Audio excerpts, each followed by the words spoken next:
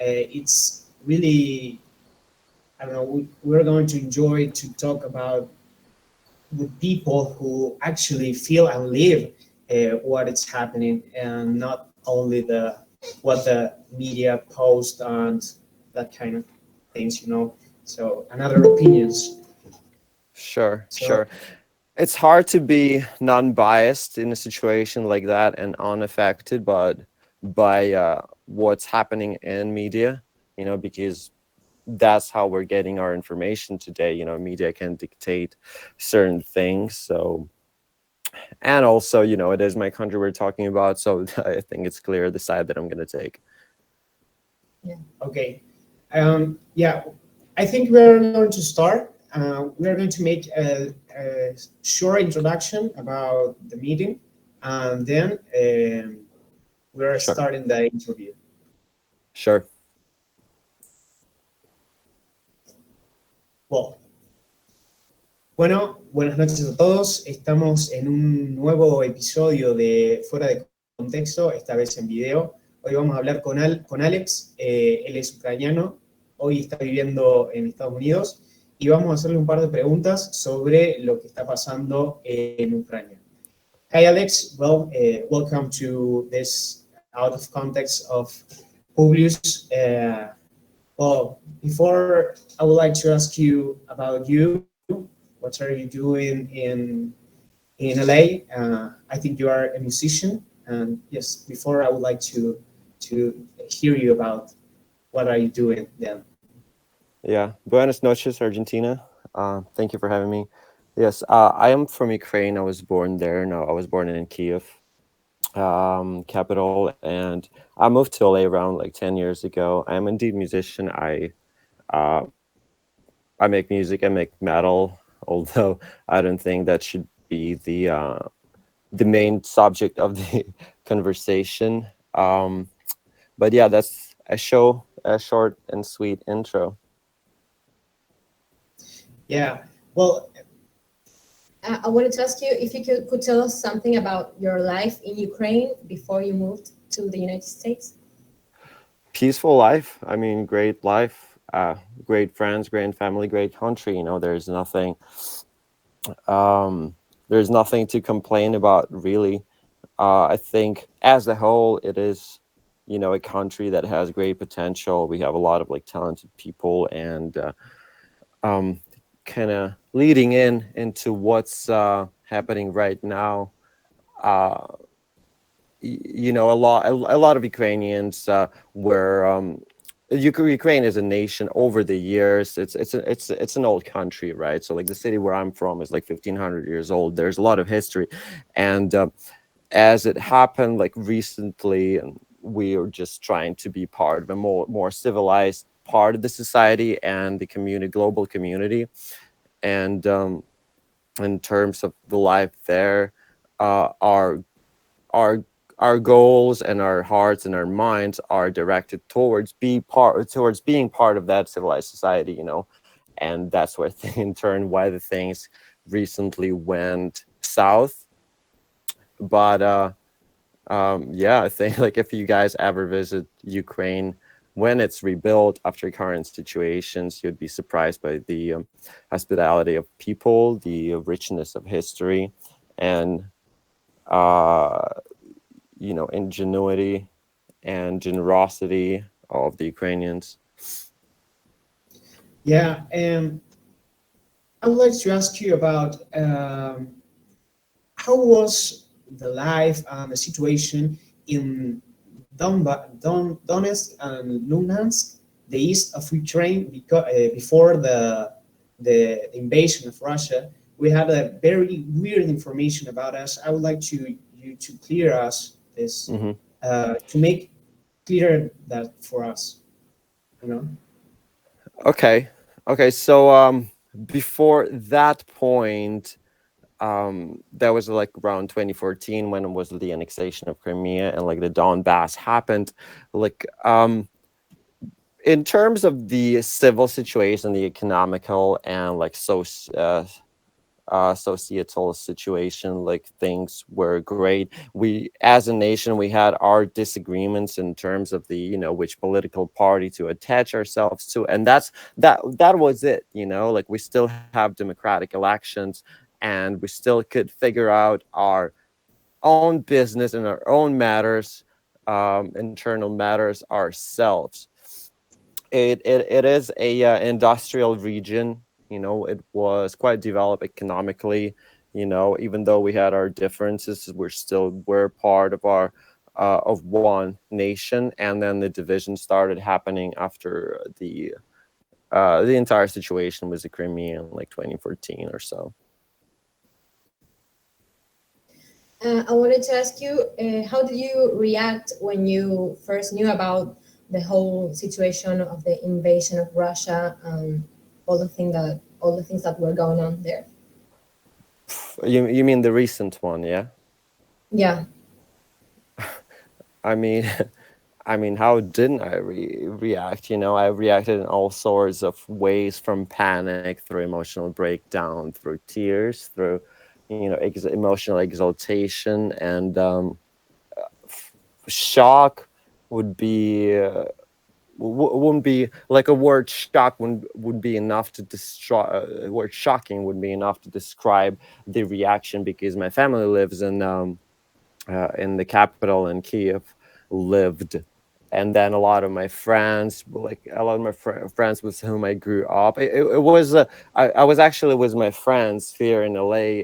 They're like musicians, and they visited me, and we were just having a stroll next to the ocean. And then one of my fans from Ukraine, from Kharkiv, she messaged me that the bombing started, to which I thought she was joking. I thought that was, everyone knew about the buildup, the military buildup. So I thought what was happening, that maybe Russians are trying some sort of provocation on their territory, right? Maybe just explosions, and you could hear those explosions in the cities of Ukraine that are bordering Russia, you know. And I thought, no way, you're probably imagining something that can be happening, you know. And so, but shocking to say the least, devastated. I still cannot believe, my family is still there. You know, part of me still doesn't want to accept the reality of what's going on.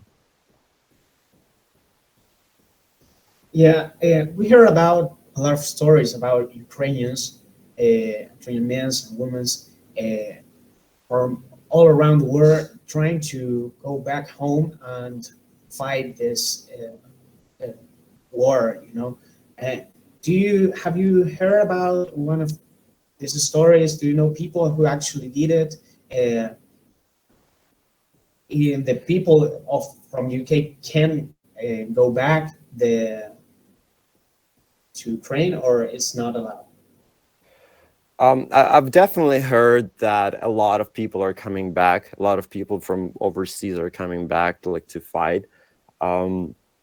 Not just Ukrainians, but also people all over the world. There's something called the International Legion, right, where foreigners are invited to, I don't want to call it participate, but I guess, for the lack of a better word, to participate in the defending of the, you know, the democratic values on our planet. So yeah, a lot of foreigners are joining, and a lot of Ukrainians are also coming back to Ukraine to fight right now.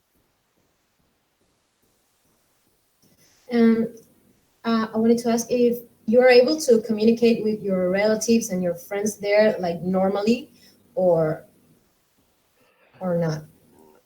Yeah, well, there are just, you know, we're all using pretty much the same set of tools and apps that are there, and there are some disruptions with certain apps, you know, and sometimes the signal goes out and then comes back. And then right now, recently, the communication was all right. In the first day, not so much, but and I'm not always able to hear back from my friends immediately. I mean, understanding the situation, but yeah, the communications are fine. And thank you, special thank you for Elon Musk for actually rolling out the Starlink on the territory of Ukraine to help our people stay connected. I think it's very important right now to stay for the Ukrainians, both on the ground in Ukraine and internationally, to stay connected. Yeah, so far so good. Your family and your friends could move to the other countries, or the situation is complicated to move from Kiev? It's not in the frontier, in the borders, so it's a long trip. They think to move to other countries. I don't know. To be honest, like no one in my circle that I know is going to do that. Even like my father and like my brother and like my family, I was talking to them and they're not going to do that. And it's even not so much because of, they have apartments there, or they live of the material property, but because of the if it's even like right way to say it, because of the sense of belonging to the country. They don't want to let the occupant, the aggressor, to invade our country. So the general situation is that people, while yes, they can leave, except for men 18 and 60 because of the military situation, but at least in people of my circle, nobody actually is going to leave, despite maybe having like the ability. For example, my father, he's like older than 60, but he's not, he told me he's not going to leave. Okay. The last news is Russians and Ukrainians agreed to stop the aggressions for humanitarian corridors. Do you think this is a start of the end of the conflict, or is it just a pause? That's not the last news, my friend.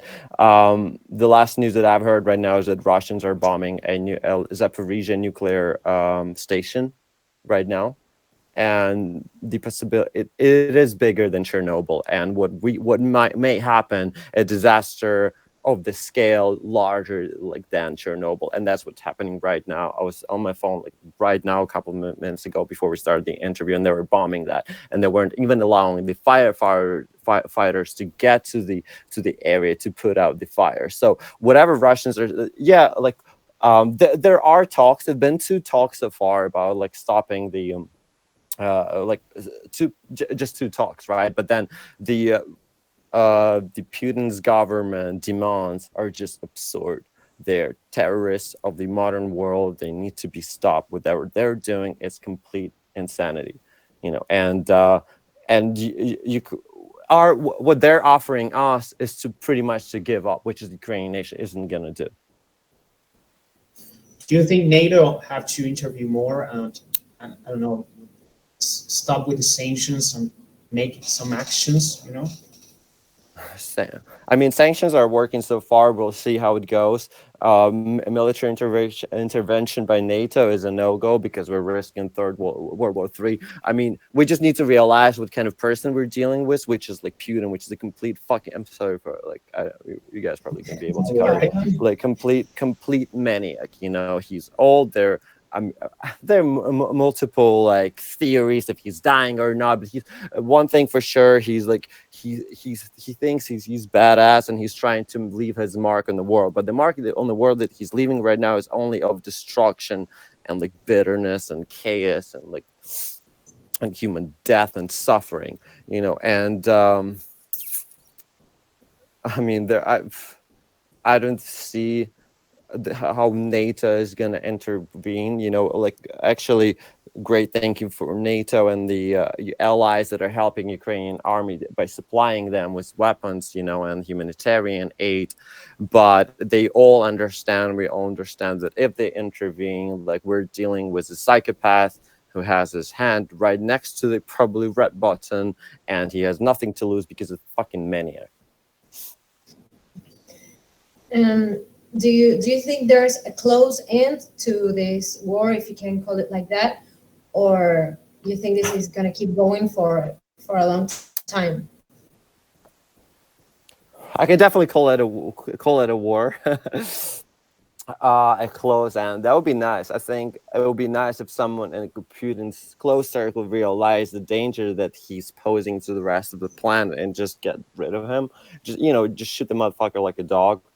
Excuse my French, but that's the only way for this to like end soon. Otherwise, Russians are still disguising this operation as like what was it? Denazification of Ukraine. Denazification of what? Like our president is Jewish. Like what kind of denazification you're talking about? Like Russia, as it holds right now, is ran by a bunch of lunatics, and Russian people, unfortunately, are scared of that because of how regime suppresses any protests, any free speech, and I think it's funny, I was actually talking about this to one of my friends, and the fastest way to end this where it's at, despite all of the tragedy that happened already, is to shut the motherfucker down. Is it possible? Yeah, because well, I hope it is, but like I pray it is. Yeah, because even the Russians do not support Putin. Yeah, I would like to ask you about that. Have you ever been in Russia? Do you know Russians in America? Because we heard a lot about the Russian people do not support Putin and the invasion, and the protests and that kind of things are making a lot of trouble in Moscow and in other cities in Russia. I would like to hear about you. What do you think about the Russian people and how they are acting under the dictatorship, Putin? Yeah, answering your question, yeah, I've been to Russia, but when I was a kid, like 9 years old, like my mother's sister is in Russia, like I have parts of family in Russia, and I do have a lot of friends in LA, actually more Russian friends than Ukrainian friends here in LA, and that who are in Russia and who are like in other parts of the world. And this is probably going to cost me some friendships, but there isn't enough resistance towards what's going on in Russia, and like I think the main part of it is that Russian population is afraid. Yeah, they can go to protest, but they're like immediately going to be subdued by the whatever the police forces or like the military forces in the most brutal manner. What happened to Belarus? They tried doing that like a year and a half ago, I think, like in 2020, like in summer, and they were just beaten down and tortured. And like I have some friends from Belarus, they told me like how they were tortured. There were reports, for example, in Belarus when people were protesting, so they were arrested, taken to the forest, dig their own graves, and said like, you're digging your own grave and I'm going to shoot you, as a mean of intimidation. And Russia's going to do the same thing, if not worse. And then there I saw also like posts about people that went to protest. I don't know how much of it is true, but I expect it is to be true. And they say, yeah, we were detained, we were humiliated, like we're like undressed naked and humiliated in sorts of ways. So like one thing that Russia does well is oppresses its own like people. So expecting for Russians to go against the government, I think that's what needs to really happen to end this, but is it realistic? I don't think so. I don't want to sound like a pessimist, but I would love to be wrong. I think this is a very long relationship between Ukraine and Russia, a very hard relationship. I think you told us your dad is over 60. He lived under the Soviet Union. So how was to the Ukrainian people, the Soviet Union, how do the Ukrainian people deal with the heavy way to have been part of, the Soviet Union? Well, unfortunately, I do not have enough information about that because even though I was born like in the end of the Soviet Union era, you know, but then I think the remnants of the Soviet Union still echo in everyone's brain. Not so much in the younger generation, you know, like millennials, the generation Z, X, whatever's the new one. But like older people are like quite brainwashed, you know, and then um,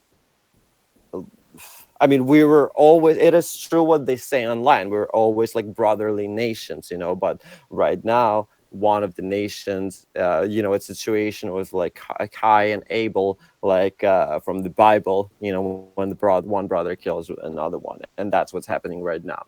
And we were always like pretty friendly and like close.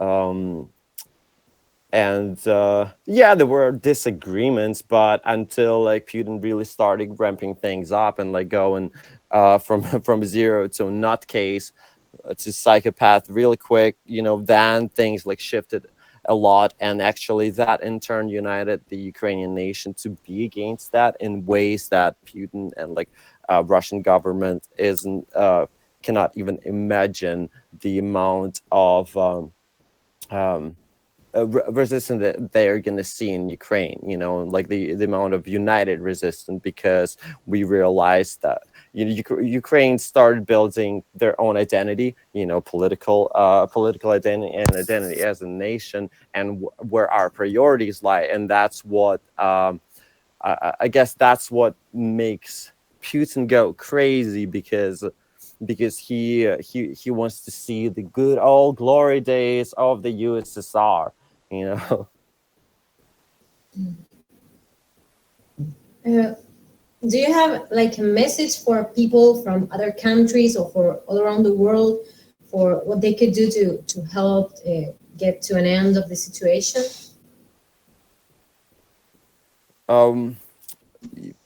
Yes, wish I had like a message that I like wrote down for this specifically to be more part, but I'll come up with something on the go. I think a message is, do not think that it's not about you. Do not think that it does not does not connect to you, that it's not none of your business, because it is. We I think as a humanity, as people on this planet, you know, we can move towards greater things, but there are few rodents on this earth that are still preventing us as humanity to live in unity and figure out, you know, like situations like even like global warming, and like, are we like traveling to other planets? I don't know, you know, but do not think that what's happening in Ukraine does not is not going to affect you, because there are few people on this planet, few dictators that should be eradicated, because their whole being, their whole essence is built in a way to it's very egocentrically driven, you know, and we as humanity need to stand united and together, and overthrow any any tyrannical views and tyrannical people, and just to strive to live in unity. I would like to say to you that it's really important here, that kind of message. We are from Argentina, in the other point of the war. So, and our government support Putin in so many ways. So we are a kind of resistance. And this interviews, you're talking about what do you feel, what do you live when you were there, what are your relative are living right now. It's very important for us. It's really important to the Argentinian people here about this. And you are being completely honest. We can see your emotions are completely through. So yes, thank you for being here with us. And I will let my friends to ask you a few questions if they have more. But yeah, thank you. Thank you for having me. Hi Alex, how are you? Hi, Latara. What do you think about these measures that are taking place all around the world against Russian people, like boycotting some restaurant only for being managed by Russian, or excluding some Russian sportsmen because they didn't express about or against Putin. What do you think about these kind of measures? It's a really tricky question in a way, because I think a lot of people right now reacting emotionally, and I'm one of those, realizing that I also have a lot of friends in Russia, and I'm like, well, why didn't you say more, but I don't think that, that restaurant owner of like a Russian restaurant owner that's been, living somewhere outside, and even in Russia, they have much to do with situation. Of course, we want them to say something, but we also need to understand that not everyone can, and everyone is fighting for their place under the sun. I do would love to see like a more unitive approach. I don't think people like outside of Russia should and yeah. it's really hard. Like I didn't think people should suffer just because they're Russian, but it would be great to see if they did anything. I don't know, man. It's it's a crazy question. You know what I mean? Like I have a lot of Russian friends, and I can't just like tell them like, hey, well, why the fuck don't you say anything? Because I also know the situation they're in, and like I don't think what okay, it's not a where it shouldn't be directed against Russians. It should be directed against the current Russian government, which is like Putin and his cronies and his like inner circle. So I think that's what people should realize. The fight is not against like Russians as a nation.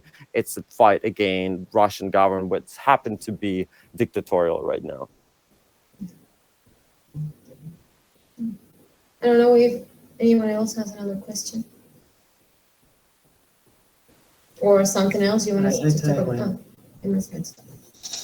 Chicos, no sé si alguien me puede traducir porque solamente voy Sí. a gilear. Primero, me quería disculpar con Alex porque entré tarde. La cosa es que tuve problemas con lo que vendría a ser con el micrófono. Y bueno, una de las preguntas que me gustaría hacerle, la primera de ellas vendría a ser, justo hoy estaba leyendo con respecto a lo que vendría a ser las sanciones que se aplican a lo que vendría a ser a Rusia en un ámbito, ya fuera, sí, dentro de lo económico sí tiene injerencia económica, pero más que todo por el lado artístico, lo vamos a llamar. Por ejemplo, estaba leyendo de que una cantante que apoya dentro de Estados Unidos, que apoya lo que vendría a ser a Rusia, había sido suspendida de las actividades que estaba desarrollando. Más o menos qué es lo que él pensaba con respecto a esto, y una opinión nada más.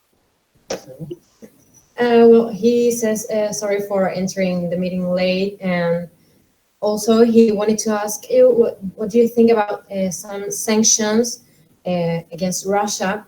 Like, for example, he heard about a female singer who supports Russia's government, and she was like suspended from all her activities like an artist. What do you think about that in America?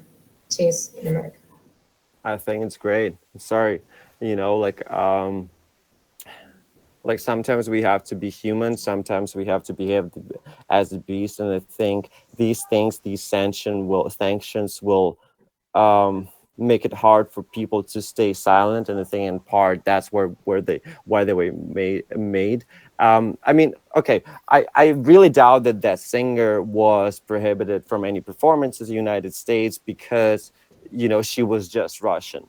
I think it was prohibited because of maybe some radical things that she was representing. I truly believe so. It's really hard to know to say it without knowing the actual situation, but I think everyone that is propagating the Putin's regime, everyone is propagating suffering, that endorsing suffering, the killings should, that should be the least that they encounter. Aus, Felipe, ¿alguna pregunta? Le traducimos nosotros si quieren.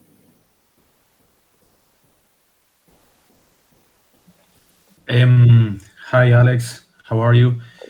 I wanted to ask you um, about all these civilians that are fighting right there in Kiev, and how we hear about how the government gave civilians weapons, and what do you hear about your friends and your family? They are armed right now. The government is preparing the civilians to fight in the streets, or what is the situation with the war right there?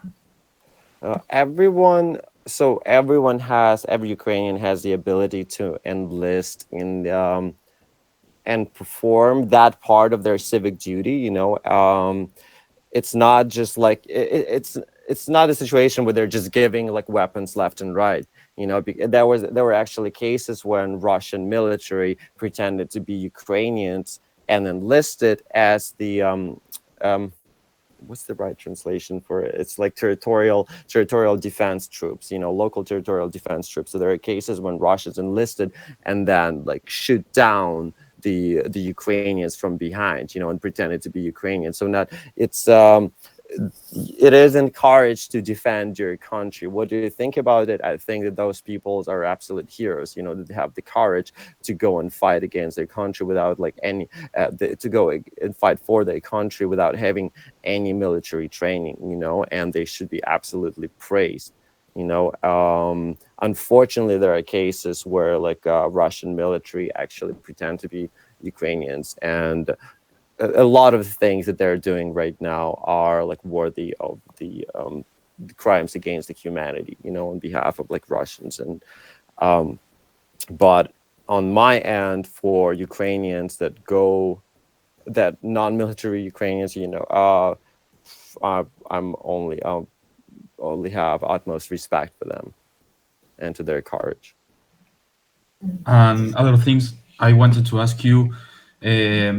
You told us that your family is there. I wanted to know if the water supply is okay, they can reach or have food. How is this kind of things there right now? They are struggling to survive, or there are stores open.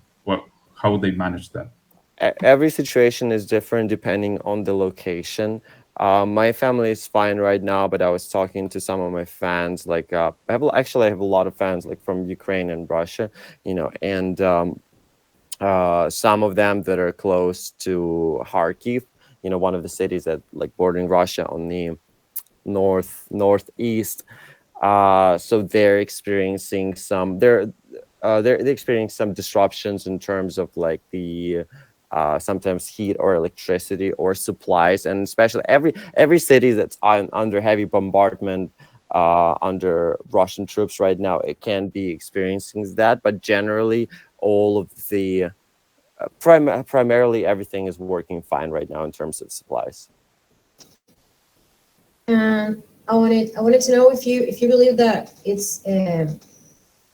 it's important that all these videos and pictures that are showing up on the internet are something accurate to post, or they shouldn't be posting all those pictures, or it's better for the situation that the whole world can know exactly how things are going there.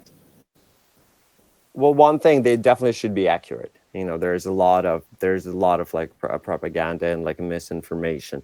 On another hand, specifically talking about Ukraine, I think people should be careful about posting information about Ukraine, especially from official sources, because that gives away strategically important information. I don't really care about like Russian army and like what's going to happen to them. They're an invader and they deserve to fucking die, but like in terms of like Ukrainian information, try to be like careful about what you post, because you can give away and compromise the strategic advantage.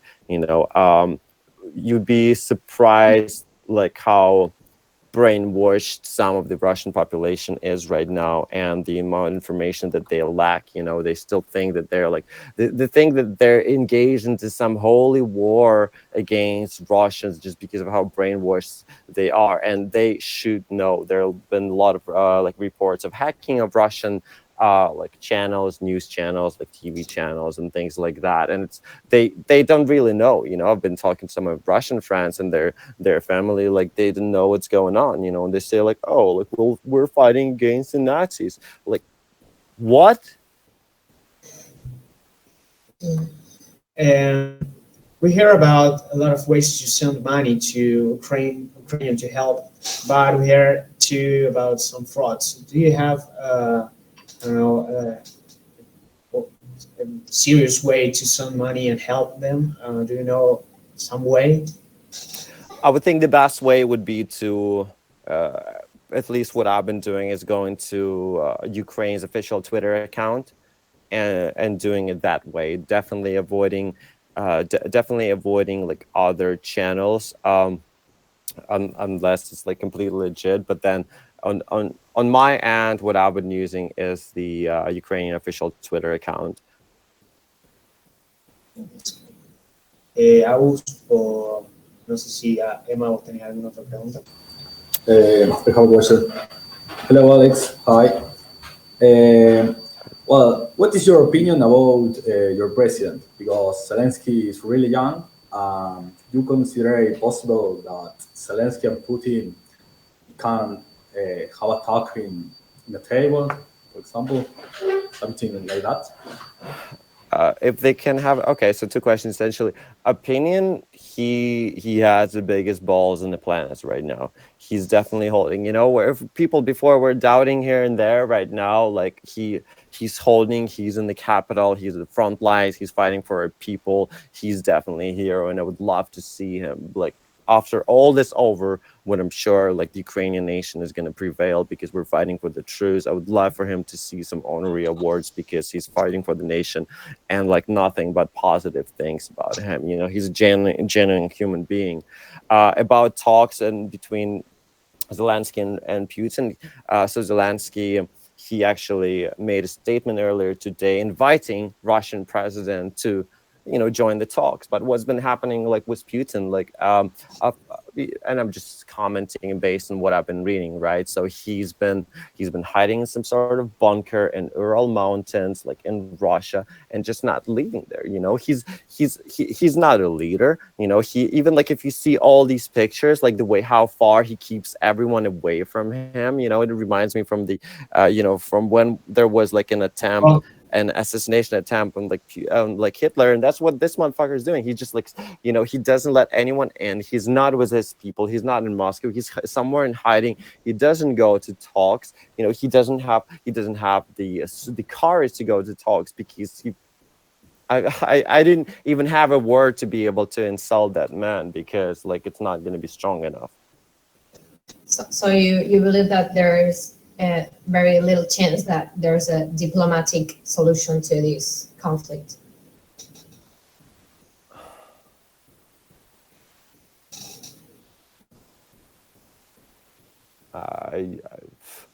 I don't want to say that, but I do.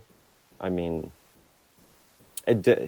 so far, Putin and his government haven't exhibited anything that would say otherwise. You know, all this time they were telling there's not going to be any war, not going to be invasion. There you go. You know, and like you just can't trust them. I would love, you know, my heart says that I would love to see a diplomatic solution and it's possible, but my mind says that it's not.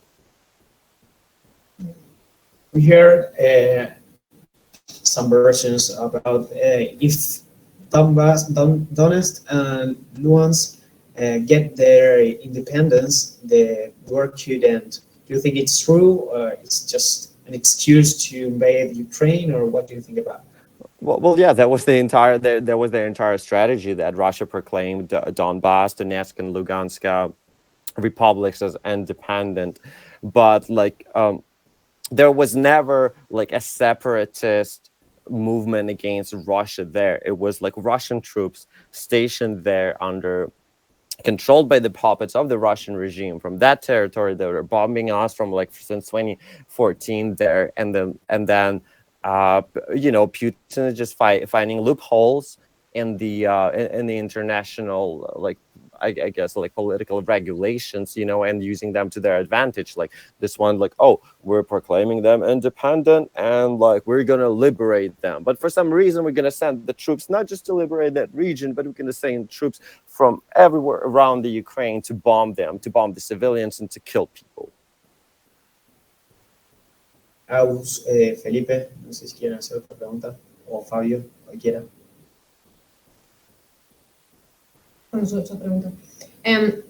So, do you believe that if any other country like America or any other who has the power to intervene is going to be better for war, or it's going to lead us to a bigger problem?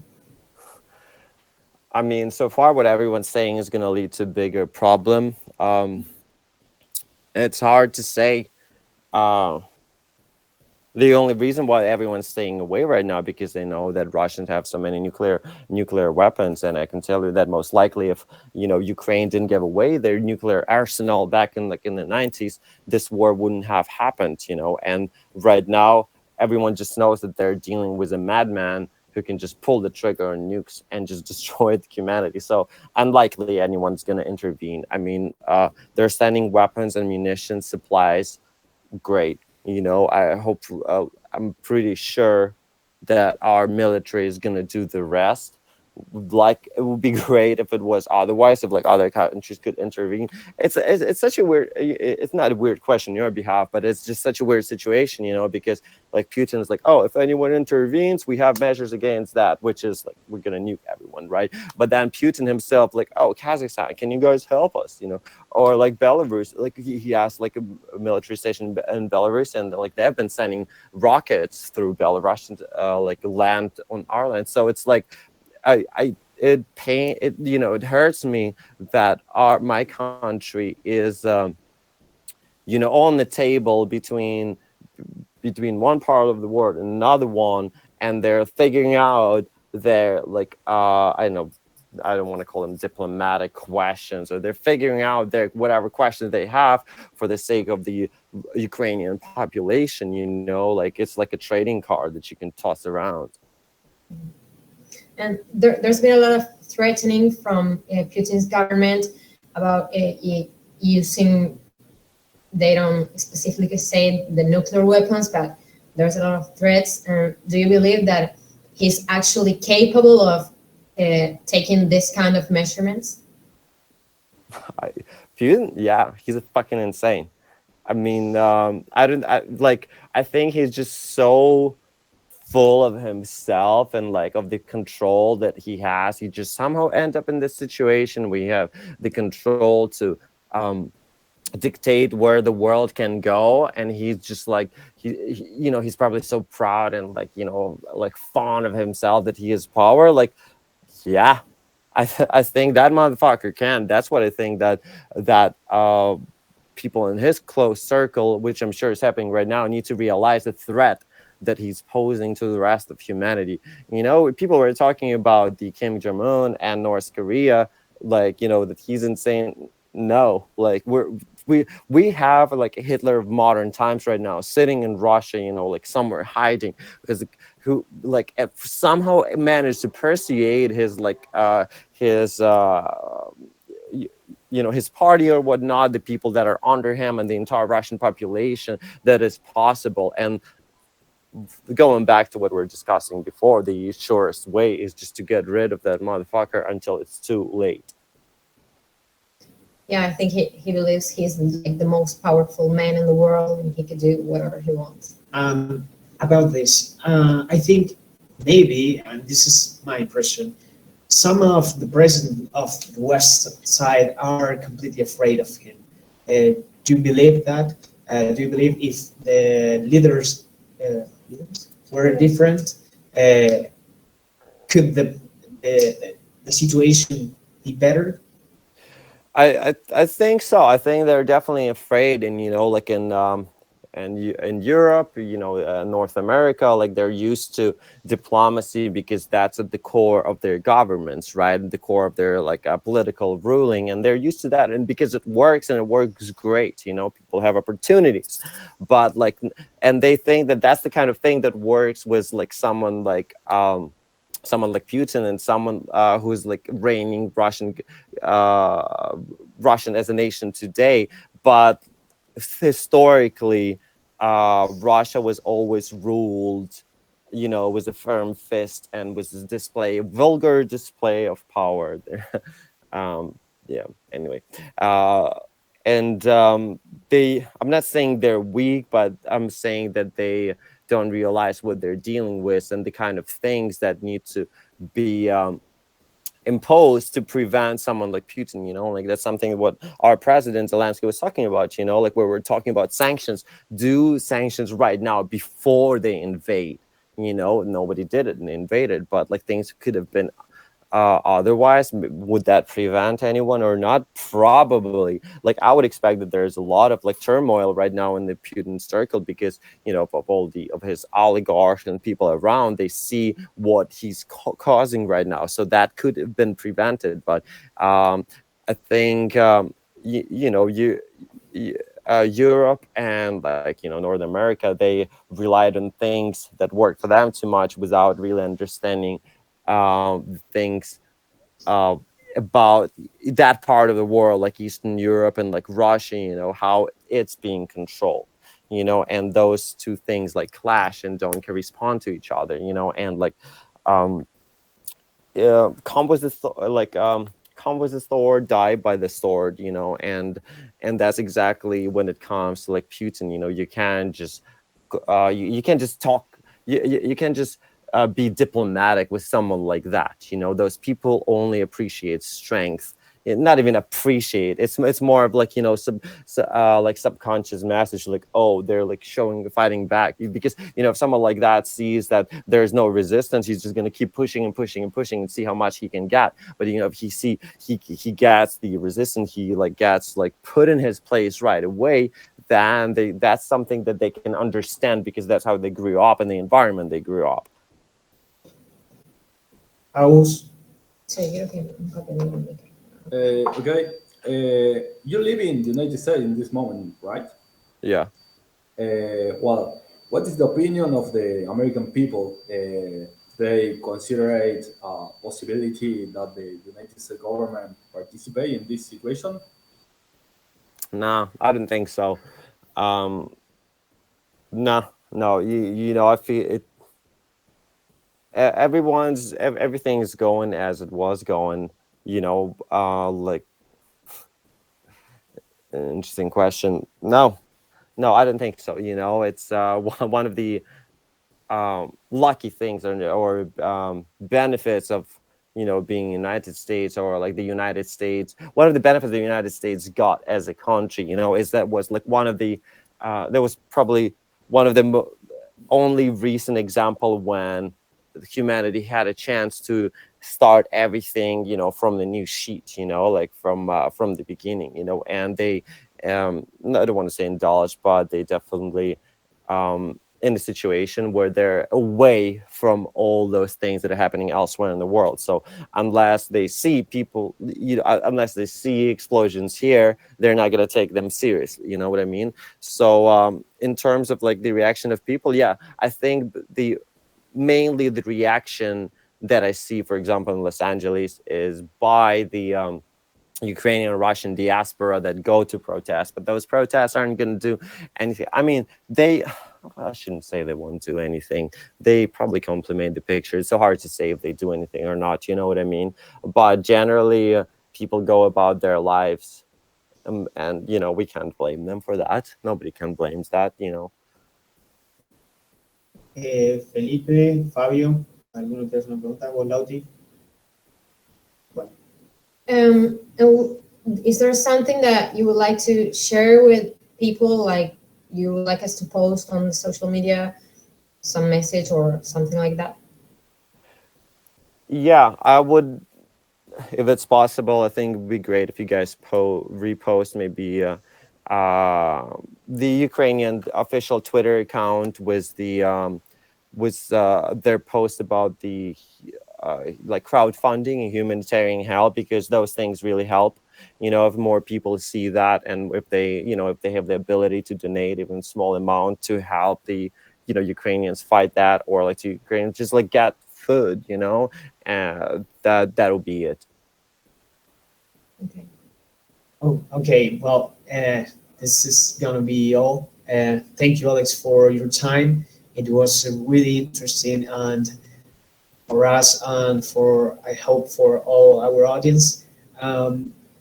Again, thank you. We are living in a country who mostly support Putin, and that kind of interviews make a difference, a really difference. So thank you.